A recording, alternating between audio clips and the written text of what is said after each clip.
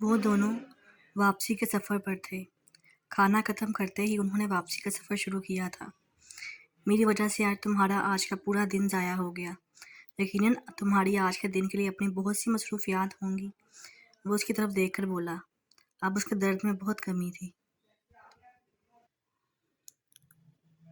میں آج کل اپنی ویکیشن انجوائے کر رہی ہوں، لہذا وقت کی کوئی کمی نہیں۔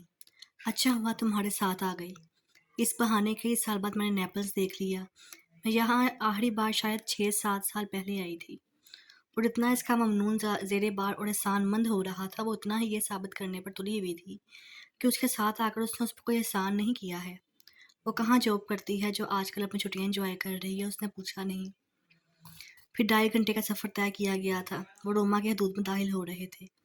لیزا اس کی طرف دیکھ کر خیر مقدم کرنے والے انداز میں مسکرا کر اٹیلین میں بولی، بنوینوٹو اور اروما لا سیٹا الٹرنا۔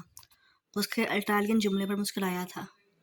لا سیٹا الٹرنا تو سمجھ میں آ گیا تھا، باقی جملے کا مطلب بتاؤ۔ Welcome to Roma, the eternal city. لافانی شہر روما میں خوش آمدید۔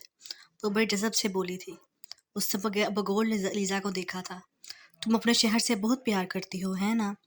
ہاں، مجھے اپنے روما سے عشق ہے۔ یہاں کی سڑکیں، یہاں کی گلیاں، یہاں قدم قدم پر بکھری ہسٹری، میں ان سب کی عاشق ہوں۔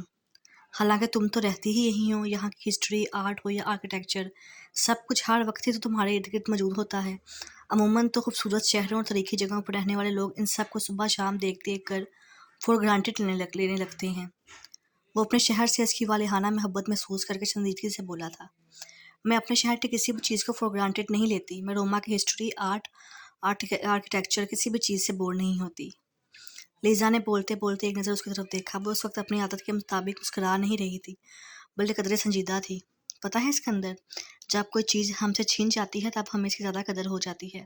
اگر میں ہمیشہ روما میں رہتی تو شاید میں اس کی یوں قدر نہ کرتی جتنی آج کرتی ہوں، کیونکہ آپ یہ ہر وقت میرے ساتھ نہیں ہوتا۔ اس نے لیزا کے چہرے پر ایک دکھ بڑا احساس ابھرتا دیکھا۔ وہ جس روز سے اس سے ملا تھا، اس نے اس لڑکی کو صرف بے تحاشا بولتے اور ہنستے دیکھا تھا۔ نہ جانے وہ اپنے اندر کس طرح کا دکھ پھنسائے بیٹھی تھی۔ کیا دنیا میں کوئی بھی خوشی نہیں؟ کسی کو نہیں، مگر کم از کم مسکراہٹیں خوشیاں بکھیرتی اس لڑکی کو تو خوش ہونا چاہیے تھا۔ اس لڑکی کو تو خوشیاں دینی چاہیے تھیں۔ وہ آج صبح سے اس کے ساتھ تھا۔ وہ اپنی عادت کی برخلاف کتنا زیادہ بولا تھا، کتنی بار مسکرایا تھا۔ وہ چند دنوں بعد جب روما سے واپس چلا جائے گا تب لاکھ وعدے کر لینے کے باوجود بھی اس انجان لڑکی سے کبھی کوئی رابطہ نہیں رکھے گا، مگر پھر بھی وہ اس اجنبی لڑکی کو اس لیے ہمیشہ یاد رکھے گا کہ اس کی وجہ سے آج پورے 12 سالوں بعد وہ اس طرح مسکرایا ہے، اتنا زیادہ بولا ہے۔ لیزا اس کی سوچوں سے انجان اسے بتا رہی تھی۔ میں 13 سال کی تھی جب میری ممی پاپا کی ڈائیورس ہو گئی تھی۔ الحقیقت کے وقت ان دونوں کے درمیان جس طرح باقی تمام چیزوں کا بٹوارا ہوا تھا، اسی طرح ہم دونوں بہنوں کا بھی۔ اس مہذبانہ بٹوارے میں پاپا کے حصے میں آئی تھی اور میری بہن ممی کے۔ میری ممی کا تو یہ ملک تھا، وہ یہاں سے کیوں جاتی؟ میرے پاپا البتہ اٹالین نہیں تھے، انہوں نے یہاں کی صرف نیشنلٹی لے رکھی تھی۔ ممی سے علیحدگی کے بعد وہ یہاں نہیں رہنا چاہتے تھے، اس لیے وہ مجھے اپنے ساتھ لے کر لندن چلے گئے تھے، اور یوں اسکندر 13 سال کی عمر میں مجھ سے اور میرا روما چھین گیا تھا۔ وہ بڑے دکھ بھرے لہجے میں بولتے بولتے ایک پل کے لیے خاموش ہوئی۔ وہ اس کی طرف دیکھ رہا تھا، اس کی بات توجہ سے سن رہا تھا۔ میں یہاں سے گئی تو میرا دل یہیں رہ گیا تھا، میرا دل کبھی لندن کا نہ ہو سکا، میرا دل ہمیشہ یہیں رہا، میرے روما میں۔ میرے پاپا کا ملک تو نہ اٹلی تھا نہ انگلینڈ، ان کا ملک تو پاکستان تھا، تو وہ روم میں رہتے یا لندن میں ان کے لیے کچھ فرق نہ تھا۔ ان کی جذباتی وابستگی تو ان دونوں میں سے کسی بھی جگہ سے نہیں تھی۔ لیزا کی ساری بات میں اس کے لیے حیرانی کی بات اس کے والد کا پاکستان سے تعلق ہونا تھا۔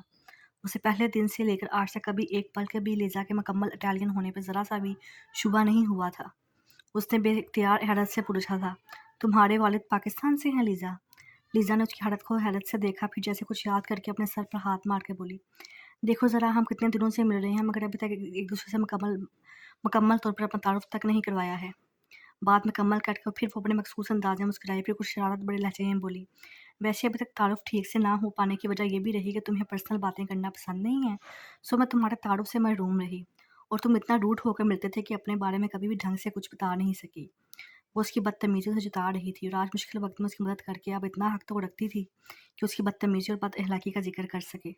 وہ تھوڑا شرمندہ سا ہوا تھا۔ یہ بالکل سچ تھا کہ آج تک اس نے اسے یہ موقع دیا ہی نہیں تھا کہ وہ اپنا مکمل تعارف کرا پاتی۔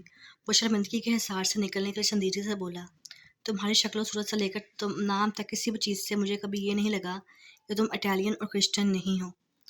لیزا ہیبریو عبرانی نام ہے اور یہ نام مسلمانوں میں ہوتا ہے. اس کے معنی ہے اللہ تعالیٰ کے لیے وقف کی ہوئی. تو لیزا پاکستانی مسلمان باپ اور اٹالین کرسچن ماں کی بیٹی تھی. اسے اس انکشاف پر حیرت ہوئی تھی مگر وہ اپنی حیرت کا اظہار کر نہیں رہا تھا. ایسا کرنا اسے بچکانا پن لگ رہا تھا. باقی میرا تعارف یہ ہے کہ میں لندن میں رہتی ہوں. میں نے لندن سے پینٹنگ میں ماسٹرز کیا ہے. میں وہاں رائل کالج آف آرٹس میں پینٹنگ، لینڈسکیپ اور اسٹل لائف پینٹنگ پڑھاتی ہوں. پینٹنگ میرا پیشن ہے، پروفیشن بھی. جاب سے بچ جانے والے ٹائم میں پینٹنگز بناتی ہوں، اپنی ایگزیبیشن کی تیاریاں کرتی ہوں. اپنی لائف میں کافی مگر اور کافی مصروف رہتی ہوں، مگر جتنی بھی مصروف ہو جاؤں سال کے یہ 2 مہینے لازماً روما میں گزارتی ہوں. اپنی اس روٹین پر میں 18 سال کی عمر سے کاربند ہوں. میں نے روما سے جا کر بھی اپنا رشتہ کبھی یہاں سے ٹوٹنے نہیں دیا. اس لیے میرے اسکول کے دوست، بچپن کے ملنے جلنے والے، ان سب سے میرا آج بھی یہاں پر ویسا ہی پہلے جیسا تعلق ہے. میں آج بھی لندن سے زیادہ روما ہی میں خود کو ایٹ ہوم محسوس کرتی ہوں. میں یہاں ایسے آتی ہوں جیسے کوئی اپنے گھر آتا ہے. شاید اس لیے تمہیں میں مکمل اٹالین بھی لگی تھی اور روما میرا گھر بھی لگا تھا. وہ دونوں اب روم کی مصروف اور ٹریفک سے بڑی سڑکوں پر سے گزر رہے تھے. اس کا ہوٹل اب نزدیک ہی تھا مگر ٹریفک میں پھنسنے کے سبب وقت لگ رہا تھا. میرا تعارف تو ہو گیا، اب تم اپنے بارے میں بتاؤ. وہ دونوں اس سڑک پر سے ٹریفک میں سے نکلنے میں کامیاب ہوئے. تب لیزا اس سے بولی. میں؟ اس نے ایک پل کے لیے سوچا، پھر سنجیدگی اور دوبارہ سے بولا. میں نے امریکہ سے لا میں بیچلرز ڈگری لی ہے. روبرٹو ہی کی کمپنی کے دوحہ میں واقع ہیڈ آفس میں لیگل ایڈوائزر ہوں. وہ جیسے ہی اپنے بارے میں مختصر لفظوں میں بول کر خاموش ہوا، لیزا کہا لگا کے ہنس پڑی. اتنا تفصیلی تعارف؟ میں سنتے سنتے تھک گئی. تم بولتے بولتے نہیں تھکتے. وہ اس کا طنز سمجھ رہا تھا مگر جواباً خاموش رہا تھا. لیزا آنکھوں میں شرارتی سے چمک لیے مسکرا کر مزید بولی. تم اگر اپنا تعارف میں سے زیادہ ایک لفظ بھی اور بولتے تو میں بہت حیران ہوتی، کیونکہ میں یہی توقع کر رہی تھی کہ سینیور سکندر نے مجھے اپنے بارے میں کچھ بھی نہیں بتانا ہے. وہ اس کے صاف کو انداز پر تھوڑا سا کسیانہ سا ہوا تھا. گاڑی اس کے ہوٹل کے نزدیک پہنچ چکی تھی. خود کو اس کسیاہٹ سے نکال کر اس نے ممنونیت سے لیزا کی طرف دیکھا تو بہت اچھے لفظوں اور بہت اچھے انداز میں اس کا شکریہ ادا کرنا چاہتا تھا. لیزا تمہارا بہت شکریہ، تم نے میرے لیے بہت زحمت اٹھائی ہے. وہ مزید بھی کچھ اور جملے بولنا چاہتا تھا مگر لیزا نے اس کی بات پوری نہیں کرنے دی تھی. سینیور سکندر، اس طرح کی رسمی باتوں سے مجھے بڑی گھبراہٹ ہوتی ہے، اور ویسے بھی آپ کے اوپر آپ کا روڈ انداز زیادہ جچتا ہے. ساری دنیا سے ناراض، غصے میں، بہت کم بولتے ہوئے وہ ہنس کر اس پہ تکلفانہ اور شریر انداز میں بولی تھی. اس کی بات کا برا منانے کی بجائے وہ بھی خوش دلی سے مسکرا دیا تھا. لیزا نے اس کی طرف اپنا ہاتھ بڑھایا تھا. کیا اب ہم دوست ہیں؟ اس نے مسافر کے لیے بڑا لیزا کا ہاتھ تھاما تھا. ہاں، گڑوم سے جا کر زندگی بھر اس سے ملے گا نہیں، اس سے کوئی تعلق، کوئی واسطہ نہیں رکھے گا تو دوستی بیچ میں کہاں سے آ گئی؟ مگر وہ نہ بول کر اس کا دل بھی نہیں توڑ پایا تھا. اوکے سینیور سکندر، تمہاری اس دوست کی تمہیں ایڈوائس یہ ہے کہ اپنے ہوٹل روم میں جا کر میڈیسن لے کر صرف اور صرف آرام کرنا، کیونکہ تمہاری طبیعت مجھے ابھی بھی پوری طرح ٹھیک نہیں لگ رہی ہے. اس نے سر اس بات میں ہلا دیا تھا. وہ سینیور سکندر کا لفظ بڑے مزے میں بولا کرتی تھی. وہ اس کے اس انداز پر ہلکا سا مسکرا رہا تھا. وہ اپنے ہوٹل روم میں آ کر جوتے ہی اتار پایا تھا کہ کسی کے موبائل پر کسی کی کال آنے لگی. اس کا موبائل ٹیبل پر رکھا تھا. وہ اٹھ کر میز کے پاس آیا. اس نے موبائل اٹھا کر دیکھا.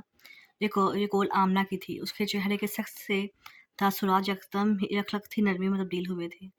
اس نے بہت جلدی کالم میں کال ریسیو کی تھی. اس کے وقت اس کا چہرہ جذبات سے عاری نہیں تھا. اس کے چہرے پر ایک ہی وقت میں بہت سے جذبات تھے: محبت، خوشی، اداسی، شکوہ، ڈنج. وہ بھون کر بات کرتے ہوئے صوفے پر بیٹھ گیا تھا. سکندر کو اس کے ہوٹل چھوڑنے کے بعد وہ سیدھے گھر آ گئی تھی. فرمی پر اس کا اپنا خوبصورت اپارٹمنٹ تھا. خوبصورت رہائشی عمارتوں کے بیچ کشادہ سڑک پر یہ ایک 4 منزلہ عمارت تھی جس کی تیسری منزل پر اس کا اپارٹمنٹ تھا. بیسمنٹ میں مکینوں کے لیے پارکنگ ایریا تھا، جبکہ گراؤنڈ فلور سے لے کر چوتھی منزل تک ہر فلور پر بس ایک اپارٹمنٹ تھا. تمام اپارٹمنٹ کشادہ اور خوبصورت تھے. 5 سال قبل اس کے پاپا نے اپنی کچھ پراپرٹی ان دونوں بہنوں میں برابر تقسیم کی تھی. تب اپنے حصے کا کچھ پیسہ بینک میں رکھ چھوڑنے کے بعد بقایا رقم سے اس نے یہ اپارٹمنٹ خرید لیا تھا. اس سے قبل ہر سال وہ چھٹیوں میں روم آتی تو ہوٹل میں ٹھہرتی تھی. اپنا یہ اپارٹمنٹ یہاں خرید کر اسے بڑا سکون ہوا تھا. اب اپنے ڈوما سے اس کا رشتہ بہت مضبوط ہو گیا تھا کہ اب یہاں اس کا اپنا گھر تھا. وہ سال کے 2 ماہ یہاں گزارتی تھی. باقی وقت اس کے اپارٹمنٹ کی دیکھ بھال نینی کیا کرتی تھی. کچن سے کام کیے جانے کی آوازیں آ رہی تھی، گویا نینی رات کے کھانے کی تیاری میں مصروف تھیں. ہائے نینی.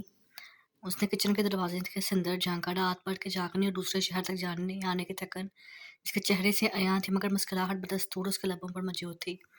آ گئیں؟ یہ اچانک صبح سویرے تمہیں نیپلز جانے کی کیا سوجی؟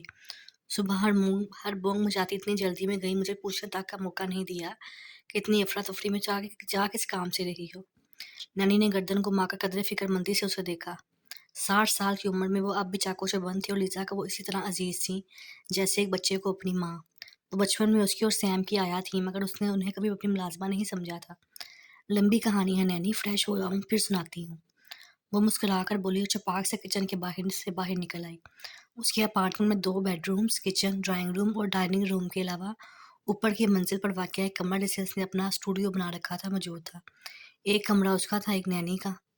ڈرائنگ روم زیادہ تر لیونگ روم کے طور پر استعمال ہوتا تھا، تب بھی اس نے ٹی وی بھی وہیں رکھا ہوا تھا۔ ڈرائنگ روم اور ڈائننگ روم کے بیچ میں کوئی دیوار نہ تھی۔ یہیں سے لکڑی کی گول چکر دار سیڑھی اوپر کمرے میں جاتی تھی جہاں آخری سٹیپ چلا اور اوپر کمرے میں موجود وہ کمرہ اندر داخل ہوتے ہی بتا دیا کرتا تھا کہ وہ کسی آرٹسٹ کا اسٹوڈیو ہے۔ وہاں جا بجا اس کی مکمل اور نامکمل پینٹنگز بنانے سے متعلقہ سامان بکھری حالت میں پڑا نظر آتا تھا۔ اسٹوڈیو کے باہر کا طرف کھلنے والے شیشے کا دروازہ چھوٹی سی بالکنی میں کھلتا تھا۔ وہاں اس نے کچھ کمرے اور ایک آرام دہ کرسی رکھی ہوئی تھی۔ جب کبھی کام کرتے کرتے تھکاوٹ کا احساس ہوتا یا کئی گھنٹے اسٹوڈیو میں گزارنے پر گھٹن محسوس ہونے لگتی تب وہ بالکنی میں آ کر بیٹھ جایا کرتی تھی۔ اپنے اس اپارٹمنٹ کو اس نے اپنے سہولت کے مطابق سیٹ کر رکھا تھا۔ اس کے لندن کے اپارٹمنٹ ہے جہاں وہ سال کے 10 ماہ گزارا کرتی تھی۔ یہ اپارٹمنٹ کہیں زیادہ پیارا تھا جس میں وہ سال کے صرف 2 ماہ گزارتی تھی۔ آپ پوچھیں، آپ کیا پوچھ رہی تھیں؟ کچن میں موجود 4 کرسیوں والی چھوٹی میز پر وہ اور نینی ساتھ بیٹھے کھانا کھا رہے تھے۔ کبھی اس نے اپنے دوستوں وغیرہ کو کھانے پہ بلا رکھا ہوتا تب ڈائننگ روم میں بیٹھ کر کھانا کھایا جاتا تھا، ورنہ صرف وہ اور نینی ہوتے تو کچن میں ہی میز پر کھانا ناشتہ سب ہو جایا کرتا۔ اتنی افراتفری میں منہ اندھیرے نیپلز جانے کی وجہ پوچھ رہی تھی؟ نانی نے نوالا منہ میں ڈالتے ہوئے کہا۔ روبرٹو کا ایک کولیگ ہے، سکندر نام ہے اس کا۔ روما میں روبرٹو ہی کی کمپنی میں لیگل ایڈوائزر ہے۔ میں اس سے کئی بار مل چکی ہوں۔ اسے ایک میٹنگ کے لیے نیپلز جانا تھا، اس کی ٹرین مس ہو گئی تو بس پھر میں اسے وہاں لے گئی۔ میں نے سوچا اس بہانے نیپلز بھی دیکھ لوں گی، کتنے سال ہو گئے تھے مجھے وہاں گئے۔ اس نے اپنے پلیٹ میں پاستا ڈالتے ہوئے نانی کو جواب دیا۔ روبرٹو کسی کلیگ کے لیے خود کو اتنا ہوار کرنے کی ضرورت تو نہیں تھی۔ نانی نے تھوڑا سا برا سا منہ بنایا۔ وہ اب صرف روبرٹو کا کلیگ نہیں ہے، میری بھی اس سے دوستی ہو گئی ہے۔ تمہاری دوستیوں میں نیا کیا ہے؟ کس سے نہیں ہو رہی تمہاری دوستی؟ میری اچھی عادت کا ذکر تو اچھے انداز میں کریں نینی، اس نے جیسے برا مان کر صدائے احتجاج بلند کی۔ نینی اس کے انداز پر مسکرائی تھی۔ انہوں نے اس کے پلیٹ میں چکن کا ایک پیس رکھا۔ ٹھیک سے کھاؤ۔ وہ ان کے محبت بڑے انداز پر مسکرائی تھی۔ اسی وقت فون کی بیل بجی۔ میں دیکھتی ہوں۔ وہ تیزی سے اٹھی تھی۔ کچن کے سامنے والا کمرہ اس کا تھا۔ درمیان میں خوبصورت اٹیلین ٹائل سے مزین کوریڈور تھا۔ وہ تیز رفتاری سے اپنے کمرے میں آ گئی تھی اور اسکرین پر چمکتا نمبر دیکھ کر ہی اسے پتہ چل گیا تھا کہ کس کی کال ہے۔ اس کے چہرے کی مسکراہٹ ایک دم سنجیدگی میں تبدیل ہو گئی تھی۔ یہ محمود خالد اس کے پاپا کی کال تھی۔ اس نے ریسیور اٹھایا۔ السلام علیکم پاپا۔ سپورٹ انداز میں اس نے انہیں سلام کیا، ایسے جیسے کسی جان پہچانتے خود سے عمر میں بڑے شخص کو ادب و احترام سے سلام کیا جاتا ہے۔ وعلیکم السلام بیٹا، کیسی ہو؟ محمود خالد نے محبت بڑے لہجے میں اس سے پوچھا۔ اس کے چہرے پر ایک تلخ سا تاثر آ گیا۔ اسے اپنے پاس پاکستان بلانے کے لیے، سیم کی طرح اس کی بھی اٹھا کر کسی پاکستانی سے زبردستی شادی کروانے کے لیے یہ محبت بڑا لہجہ اور فکر ظاہر کرتا انداز بنایا جاتا تھا، ورنہ زندگی بھر اپنی دونوں بیٹیوں کو نظر انداز کرنے اور انہیں تکلیف پہنچانے کے سوا انہوں نے کیا ہی کیا تھا۔ میں ٹھیک ہوں پاپا، آپ کیسے ہیں؟ اس نے ان سے کبھی بدتمیزی نہیں کی تھی، کبھی اونچی آواز میں بات نہیں کی تھی، مگر جس روز سے ان کی وجہ سے اسے اس کا ملک، اس کا گھر اور اس کی بہن چھن گئی تھی، وہ ان سے پھر کبھی ویسی محبت نہ کر پائی تھی جیسے زندگی کے 13 سالوں تک کرتی رہی تھی۔ اس کے اندر وہ 13 سال کی بچی آج بھی اپنے باپ سے، اپنا گھر چھن جانے اور اپنی بہن سے بچھڑ جانے پر خفا تھی۔ میں ٹھیک ہوں بیٹا، بس آج تمہاری یاد آ رہی تھی، میں نے سوچا تمہیں فون کروں۔ میرا اندازہ یہی تھا کہ آج کل تم روم آئی ہوئی ہوگی۔ ہاں، میں اپنے روم آئی ہوئی ہوں جسے آپ نے مجھ سے چھین لیا تھا۔ وہ یہ نہیں بول پائی تھی۔ ہاں، سوچا ضرور تھا، بولی تو صرف اتنا جی۔ وہ ذہنی اور جذباتی طور پر خود کو ان سے اتنی دور لے جا چکی تھی کہ ان سے بات کرتے ہوئے اسے گفتگو کا موضوع یا جملے یوں سوچنے پڑتے گویا کسی اجنبی سے بات کر رہی ہو۔ آج کل کیا ہو رہا ہے بیٹا؟ ریسٹ کر رہی ہو یا کسی ایگزیبیشن کی تیاری ہے؟ ایگزیبیشن کی تیاری کر رہی ہوں، اگلے مہینے فلورنس میں میرا سولو شو ہے۔ اس نے سنجیدگی سے جواب دیا۔ پھر تو خوب مصروف ہوگی تم۔ وہ اس کے آرٹسٹ بننے کے مخالف رہے تھے۔ ہر وہ چیز جس سے اسے خوشی ملتی تھی وہ اس کے مخالف رہے تھے۔ پھر پتہ نہیں اب وہ کیسے اس کی پینٹنگز اور ایگزیبیشنز کے متعلق اتنے خوشگوار انداز میں بات کر لیا کرتے تھے۔ आंटी कैसी हैं? उसने मुरव्वतन अपनी सौतेली माँ की खैरियत पूछी। ये नहीं था कि उसकी और उसकी सौतेली माँ के बीच कोई रवायती किस्म के ताल्लुकात थे, बस एक गैरियत और अजनबियत थी। वो कई साल लंदन में महमूद खालिद और उनकी बीवी के साथ रही थी, मगर यूँ जैसे किसी दूर के वाकिफ़ या मिलने-जुलने वाले के साथ रह लिया जाए। बिल्कुल ठीक है, मुझसे कहती रहती है कि मैं तुम्हें तुम्हारी छुट्टियों में पाकिस्तान बुलवाऊँ। उनके दिल की बात ज़बान पर आ गई थी, वो एक तलख सा तासुर उसके चेहरे पर उभरा था। 2 मिनट की फ़ोन कॉल जिसमें रस्मी बातों के सिवा उसने कोई बात नहीं की थी, ख़त्म करके वो बुझे-बुझे से अंदाज़ में बेड पर लेट गई थी। वो हर वक़्त हँसती मुस्कुराती रहती थी, ज़िंदगी से खुश रहती थी, मगर जिस वक़्त भी उसकी अपनी माँ या बाप से बात होती, उसके लबों की हँसी और चेहरे की खुशी दर्द और गम में बदल जाती। फिर आँसुओं से उसकी आँखें भीग जाती थीं। बचपन की हर महरूमी, हर दुःख याद आ जाया करता। अपना वो घर याद जाया करता जहाँ उसका और सैम का बचपन गुज़रा था। उसकी जॉब लंदन में थी, अगर जॉब का मसला ना होता तो वो कब का दोबारा रोम में ही सेटल हो चुकी होती। अपनी इतनी अच्छी जॉब को छोड़ देना उसे हमाकत लगा था। अब वो 13 साल की लीज़ा महमूद नहीं थी जिसके बारे में उसके मम्मी-पापा फ़ैसला करेंगे कि उसने कहाँ रहना है और किसके साथ रहना है। अपनी उम्र के 18वें ही साल से वो अपने फ़ैसले उसने खुद करने शुरू कर दिए थे। महमूद खालिद को उसके किसी एक नहीं बेशुमार फ़ैसलों से इख्तिलाफ़ था, मगर उसे उनके इख्तिलाफ़ की कभी फ़िक्र ना रही थी। वो दुनिया में अगर किसी की मानती थी तो वो सैम थी। उसकी बहन, उसकी दोस्त, उसकी माँ, उसका बाप। कभी वो दोनों बहनें एक ही घर में साथ रहा करती थीं, कितना प्यारा था उन दोनों बहनों में। सैम उसका किस तरह ख़्याल रखा करती थी, स्कूल के अंदर, स्कूल से बाहर, वो हर जगह लीज़ा का साया बनी रहती। वो दोनों एक कमरे में साथ सोती थीं, रात देर तक जाकर बातें किया करती। नैनी उनके कमरे में उन्हें देखने आती, तो वो दोनों सोती बन जाया करतीं। उनके वालिदैन की आपस में बिल्कुल नहीं बनती थी, ये शादी ही गलत हुई थी। महमूद खालिद मगरिब की एक औरत को बीवी बना लेने के बाद उससे मशरकियत की तवक्का रखते थे। अगर एक आला तालीम याफ्ता, खूबसूरत और दौलतमंद पाकिस्तानी मुसलमान मर्द से शादी करने के लिए विक्टोरिया जियोनी ने इस्लाम कबूल किया था, अपना नाम तब्दील कर लिया था, तो इसका ये मतलब हरगिज़ नहीं था कि ये तब्दीली दायमी थी।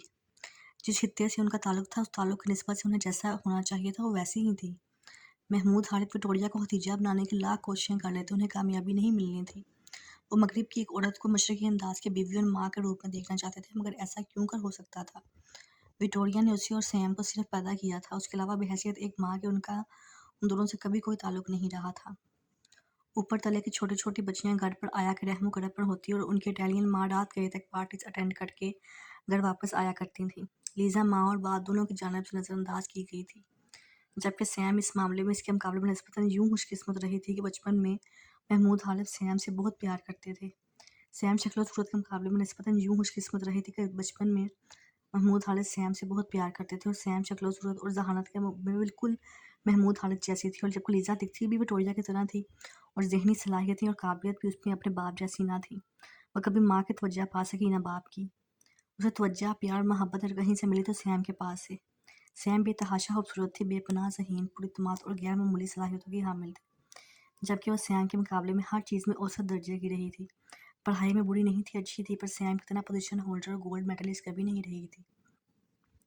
स्कूल में सब इसे सैम की वजह से पहचाना करते थे और सैम पर फ़ख्र किया करते थे। अपनी उस बेतहाशा, हसीन और ज़हीन बहन पर उसे नाज़ होता था।